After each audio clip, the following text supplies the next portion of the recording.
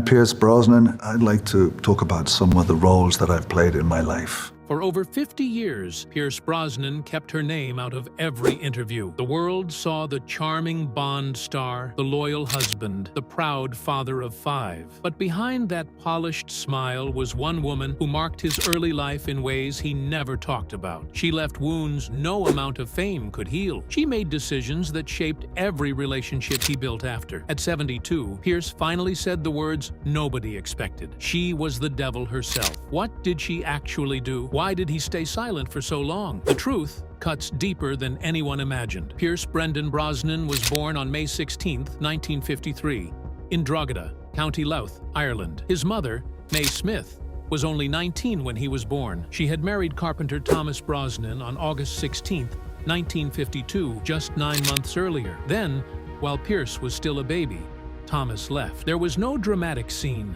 no final speech. He simply disappeared from the life of a teenage mother and her newborn son, leaving them in post-war rural Ireland with no support and no real safety net. That loss came early, and it did not stay alone for long. When Pierce was 4, his mother made the painful decision to leave Ireland and move to London to train as a nurse. She could only afford to come back twice a year. So, a little boy who had already lost his father now saw his mother only for a few days every 6 months. She left him with his maternal grandparents, Philip and Kathleen Smith, in Navan, County Meath. Years later, Brosnan would speak of that childhood as a lonely one. He said he remembered being a loner, very solitary, and without the guidance of a mother and father. Then the ground gave way again. By the time he was 6, both Philip and Kathleen Smith were dead. In a very short span, the people caring for him were gone. His father was absent, and his mother was still across the Irish Sea. What followed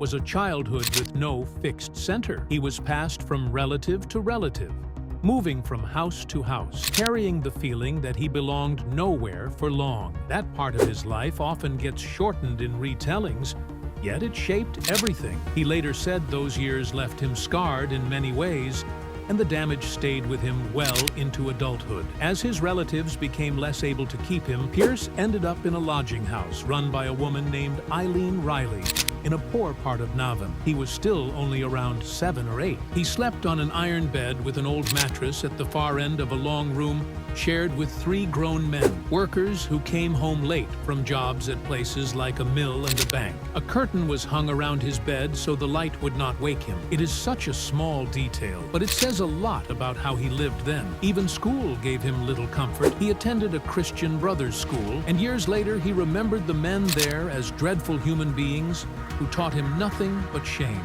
Then, at 10, life finally shifted in a better direction. His mother brought him to London to live with her in Putney. She had been seeing a kind man named Bill Carmichael, and she would not marry him until Pierce approved. He said yes. They married, and Bill treated him with real warmth. For a boy who had spent years being moved around and left behind, that mattered more than words can hold. Then, in 1964, when Pierce was 11, Bill took him to see Goldfinger. It was his first James Bond film. Sean Connery was on the screen, and somewhere in that dark cinema, a new dream quietly took root. The child who had slept behind a curtain in a cramped room had just seen the role that would one day change his life. Still, that future was far away. At 16, Brosnan left school with no formal qualifications. For a boy from his background, that could have easily been the end of the road. Instead, he enrolled at St. Martin's School of Art in London to train as a commercial illustrator. It was a sensible path, steady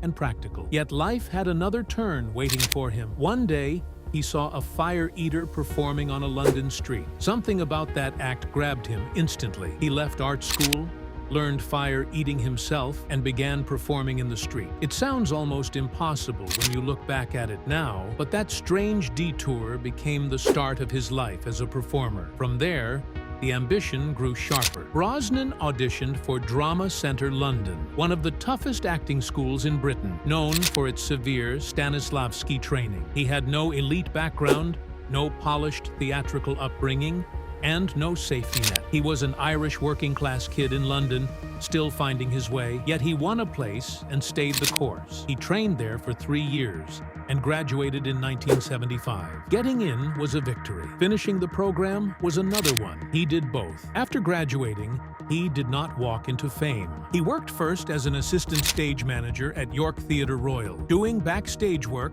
and learning the business from the ground up. Then came his stage debut in 1976 in Wait Until Dark. A bigger turning point arrived in 1977 when he played McCabe in Tennessee Williams' The Red Devil Battery Sign at the London Roundhouse. Williams was one of the great playwrights of the century, and that production gave Brosnan a chance to be seen in serious company. He was only 24 and still very new to the profession, but directors noticed him. The presence was there. The magnetism was there. It was not fully famous yet, though it had already begun to show. The next few years brought work that looked small from the outside, but mattered deeply. Brosnan moved through British theatre, took television roles, and kept building. His first notable TV credit came with Murphy's Stroke, which aired on May 21, 1980. That same year, he appeared in The Long Good Friday and picked up parts in The Professionals and Hammer House of Horror. These were not glamorous jobs, yet they gave him visibility. They put his face in front of people who mattered, including American producers looking for fresh British talent. Then came The Mirror Cracked in 1980. A major Agatha Christie adaptation packed with stars such as Elizabeth Taylor, Rock Hudson, Kim Novak, and Tony Curtis. Brosnan had only a small role, playing a character named Jamie, but the film gave him his first taste of a Hollywood-scale production. More importantly, it brought him to Cassandra Harris. Cassandra was older than Pierce by almost 11 years. She had been born on December 15, 1942, in Sydney, Australia, and by the time they met, she had already lived a full and complicated life. She had been married before, had 2 children, Charlotte and Christopher, and had built a career across London and Hollywood. She was not just elegant and striking. She had depth, resilience, and access to worlds that Brosnan was still trying to enter. Their meeting came through David Harris, a friend of Pierce's from drama school, and the nephew of Richard Harris. So the connection was personal from the start, not some cold industry arrangement. Pierce was a young actor still climbing. Cassandra was already moving in established film circles. They married on December 27, 1980. Soon after,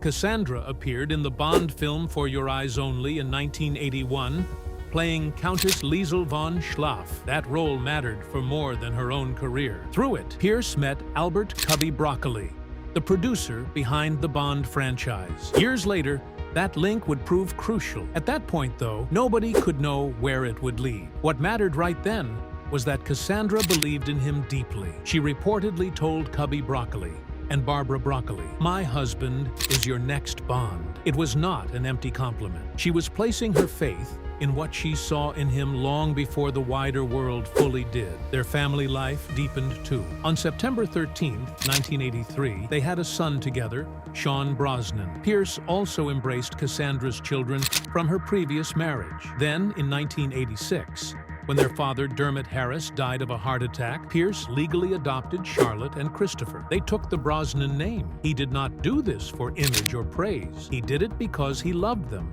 and because he meant it when he stood in that family. Around the same period, another piece of his career had started to rise fast. Remington Steele premiered on NBC on October 1, 1982. The show had a smart premise. Laura Holt, played by Stephanie Zimbalist, was the real detective running the agency. But because clients would not trust a woman in charge, she created a fictional male boss named Remington Steele. Brosnan played that invented identity, the charming face that fronted the business. For American television in the early 1980s, the setup had a quiet boldness to it. Underneath the glamour and wit, the real power belonged to the woman. The show ran for 4 seasons from 1982 to 1986, and made Brosnan a star in America. He had the face, the voice, the ease, and the screen presence of someone meant for bigger things. That was when Bond started to feel possible. In May 1986, NBC canceled Remington Steele after ratings dropped. The Bond producers moved quickly. Brosnan signed on to replace Roger Moore as James Bond, provided the show was truly finished. He did the wardrobe fittings. He posed for the famous gun barrel-style publicity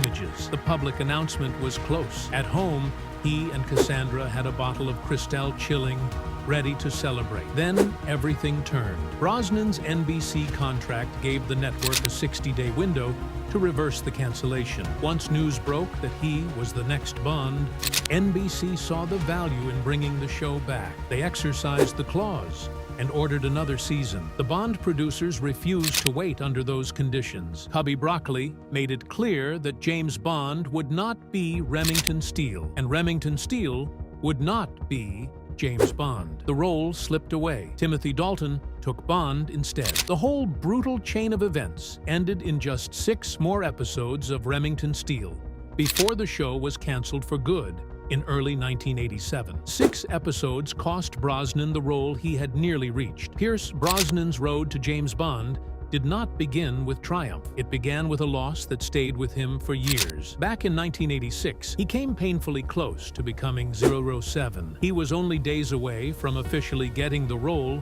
when NBC refused to release him from his Remington Steele contract. The cruel part was that he had not even wanted to continue the show. Still, that contract held him in place, and Bond slipped through his hands. The producers had to move on. Years passed, and the Bond franchise itself fell into chaos. MGM and Eon Productions became trapped in a long legal fight that started in 1990 and froze the series for 6 years. During that time, Timothy Dalton remained in limbo until his contract simply ran out. In April 1994, he officially stepped away. That moment opened the door again, and Barbara Broccoli turned right back to Brosnan, the same man who had once been forced aside. This time, the path stayed clear, and at last, he became Bond. When GoldenEye arrived on November 17, 1995, it carried far more pressure than a normal Bond film. The series had been silent for 6 years, and many people were unsure whether Bond still had the same power. Then, the film exploded out of the gate. In its opening weekend,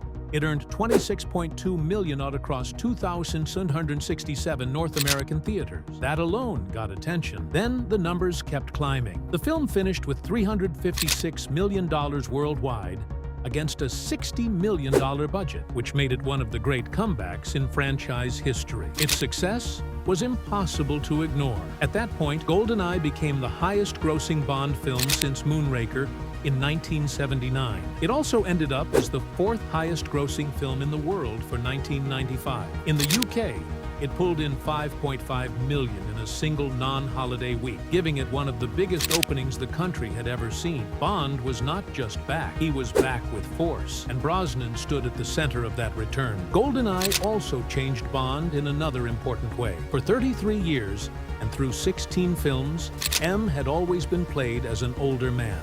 Then, Judi Dench entered the series and changed that history in one sharp moment. Born on December 9, 1934, she became the first woman ever to play M in the franchise. What made her arrival even stronger was the way she treated Bond from the start. She did not flatter him. She did not indulge him. In her first scene, she called him a sexist, misogynist dinosaur. And the line hit hard because it felt like Bond was finally being judged by the modern world. That one casting choice gave the series a fresh edge. Dench stayed with the franchise across 7 Bond films, covering both the Brosnan era and the Daniel Craig era. Over time, that made her the 2nd longest-serving cast member in Bond history, behind only Desmond Llewellyn.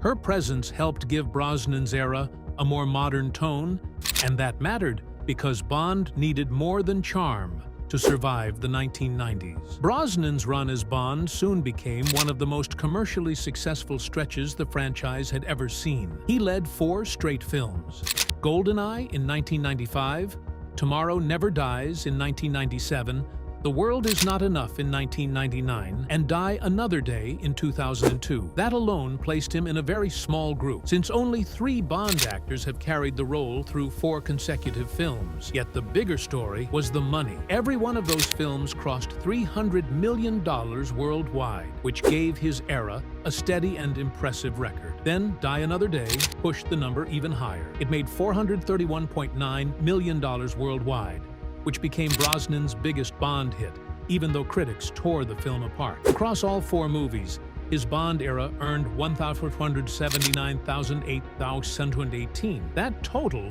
pushed him into the position of the second highest grossing Bond actor at the time, trailing only Daniel Craig. So, while people often debate the style of his era, the audience response was massive, and the box office made that impossible to argue with. Yet the role came with a cost that money could not soften. Brosnan earned only $1.2 million for GoldenEye, which was surprisingly small for a performance that helped revive the whole franchise. The movie itself had a $60 million budget, so his fee looked modest beside the scale of the production. Still, the real burden of Bond had little to do with salary. Brosnan later spoke about feeling trapped inside the image of 007. In public, he felt expected to stay smooth, controlled, and untouchable at all times. That pressure hit during a deeply painful period in his personal life. His first wife, Cassandra Harris, had died in 1991, and he was still carrying that grief while rebuilding his world. At the same time,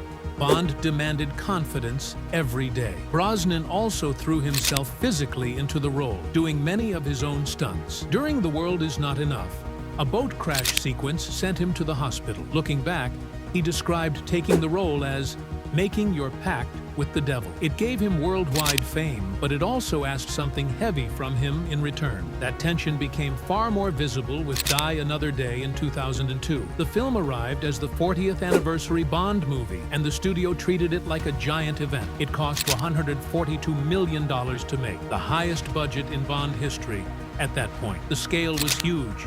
The pressure was huge, and yet the film became famous for the wrong reason. One scene in particular burned itself into Bond history. Bond rides a giant wave using a makeshift kite-surfing rig in a sequence packed with weak CGI, and the moment landed with a thud. People did not watch it in stunned silence. Many laughed. Even in 2002, the visual effects looked rough, and the scene quickly became one of the most mocked moments in the whole series. Director Lee Tamahori later admitted regret and said the kite-surfing sequence was the one thing he would change. Over time, the scene came to symbolize the point where Bond had pushed style and spectacle too far. Behind the scenes, insiders made clear that this approach came from the studio's desire for bigger technology-driven thrills. Brosnan became the face of the film, but the creative direction around him had already begun to damage the franchise. Then came the end, and it was colder than anyone expected. Brosnan did not get a proper meeting. He did not get a grand farewell. In 2004, while he was filming After the Sunset in the Bahamas, the news reached him through a phone call. First, his agents told him negotiations had stopped. After that, Barbara Broccoli and Michael Wilson called him personally. Broccoli was crying. Wilson stayed formal. His words were brief. "You were a great James Bond. Thank you very much." Brosnan answered with the same short politeness. "Thank you very much. Goodbye." That was it. The conversation ended, and so did his time as Bond. Later, in the 2015 book Some Kind of Hero, he said he was utterly shocked and felt he had been kicked to the curb by the way it happened. For a man who had helped bring the franchise back to life, the ending felt startlingly abrupt. The role had already begun to box him in by then. Bond had made Brosnan globally famous, but that fame came with a narrowing effect. After 4 films, the image of 007 had grown so large around him that other people in the industry started to see only one version of him. In a 2005 Time interview, he admitted that some saw him as a problem because he was Bond. He said the role could become a creative obstacle. Leaving gave him freedom, but that freedom arrived mixed with disappointment. The age issue added another sting. When Daniel Craig was announced as the new Bond in 2005 for Casino Royale, Brosnan was 51 years old. Publicly, the move was sold as a creative reset toward a grittier Bond. Brosnan did not hide how he felt about that. He spoke openly about ageism and said it was shocking to be told he was too old just when he felt ready to keep going. What made it harder to accept was the obvious comparison with Roger Moore, who played Bond until age 57. Brosnan had been dropped 6 years younger. What made the split even more painful was that Brosnan truly believed a fifth film was coming. Before the Die Another Day press tour with Halle Berry, the producers had invited him back. He accepted and thought he would do one more. In his own words, he had already committed to a fifth and no more. Then the deal collapsed in the middle of negotiations. When he spoke to CBS News in November 2004, he made it clear the matter was finished. It's over. It's absolutely over. Reports later suggested money may have become the final sticking point, but the suddenness left him in shock for an entire day. What came next changed how many people saw him. After Bond, Brosnan could have tried to protect the same polished image. Instead, he moved in a completely different direction. In The Matador in 2005, he played Julian Noble, a sad, messy hitman who drank too much, drifted through hotel bars, and looked nothing like the man in the tuxedo. The performance felt risky because it stripped away the cool finish that people linked with him for years. The gamble worked. Brosnan earned a Golden Globe nomination for Best Actor in a musical or comedy at the 63rd ceremony in 2006, where he stood alongside names like Johnny Depp and Joaquin Phoenix. Critics who once dismissed him as too smooth suddenly had to reconsider. Many called it the most surprising performance of his career. The man they thought they understood had shown them something rougher, stranger, and more human. Then another kind of surprise arrived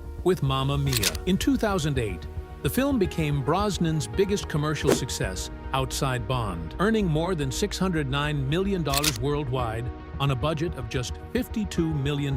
Financially, it was a giant hit. Culturally, it came with a different kind of spotlight. His singing, especially in SOS with Meryl Streep, became a target almost immediately. Critics mocked it. Online reactions piled up. The jokes spread so widely that the singing became its own story. For someone who had spent years presenting control and coolness as Bond, this was a very public, humbling moment. Yet Brosnan handled it in a way that changed the mood around him. Instead of retreating from the laughter, he leaned into it. When he spoke about returning for Mamma Mia, here we go again. In 2018, he sounded open, playful, and stubborn in the best way. He told the Irish Sun that he was excited and would sing again whether people liked it or not. Then he added, "I love my voice." He had already admitted that singing was not exactly his strength, but he came back anyway. That attitude made him feel warmer to a new generation, and many people ended up liking him more after Bond than during it. Beneath the public career, though, his life had been marked by repeated personal tragedy. The death of Cassandra Harris in December 1991 was devastating on its own, yet it was also part of a much darker family pattern. Cassandra's mother had died of ovarian cancer before her, and it is believed her grandmother had suffered the same fate. That means several generations of the same family may have carried a dominant BRCA gene mutation, the kind that can raise the risk of ovarian cancer from 1.4% to as high as 63%. Cassandra fought hard.